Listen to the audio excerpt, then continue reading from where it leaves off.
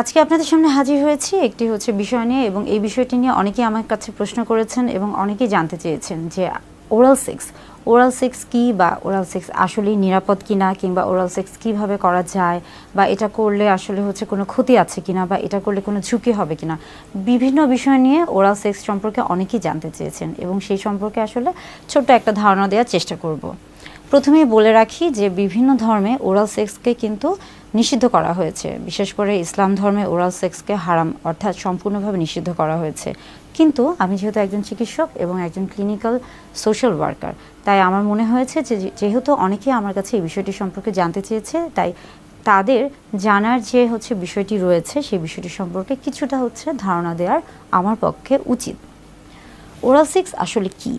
Oral sex মূলত বোঝাচ্ছে যে মুখের মাধ্যমে জননাঙ্গ, স্ত্রী অথবা পুরুষ জননাঙ্গকে উত্তেজিত করা, এটাই মূলত ওরাল সেক্স। ওরাল সেক্স আসলে বিভিন্নভাবে হয়ে থাকে এবং এটা কিন্তু বিভিন্ন নামে পরিচিত। যেমন আমরা জেনে থাকি বা অনেকেই জানি যে ব্লো জব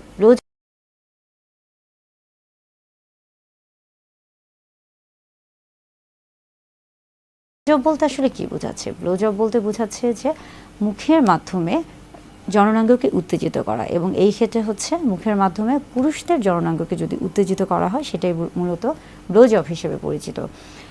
এর পাশাপাশি আছে রিং জব।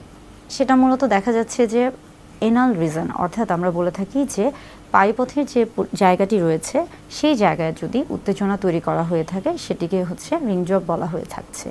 এবং এর পাশাপাশি দেখা যাচ্ছে যে লিকিং বলতে মূলত বোঝাচ্ছে যে মুখের মাধ্যমে যদি স্ত্রীর জননাঙ্গকে উত্তেজিত করা হয়ে থাকে তাহলে তাকে লিকিং বলা হয়ে থাকে।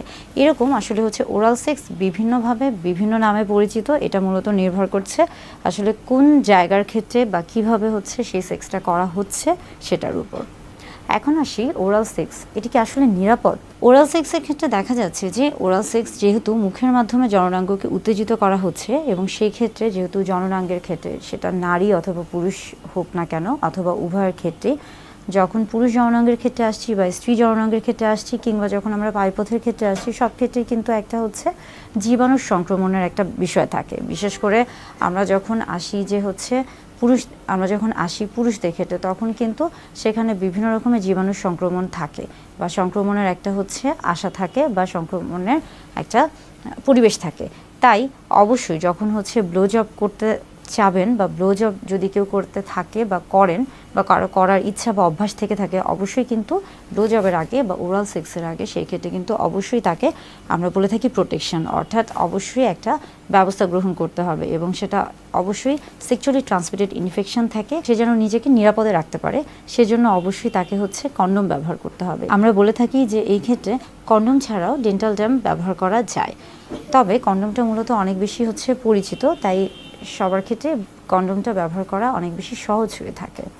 আবার যখন আমরা আসি লিকিংয়ের ক্ষেত্রেও আমরা বলে থাকি যে পায়ুপথে যেহেতু সেটা একটা, আমরা বলে থাকি যে সেটা যেহেতু একটা ডাইজেস্টিভ সিস্টেমের একটা অংশ, সেখানে কিন্তু সবসময় জীবাণু থেকে থাকে, এবং সেখানে ফ্লুইড বা ব্লাড, ইনফেক্টেড ফ্লুইড ব্লাড, এগুলোর একটা সংক্রমণ অর্থাৎ জীবাণুর সংক্রমণ থাকে।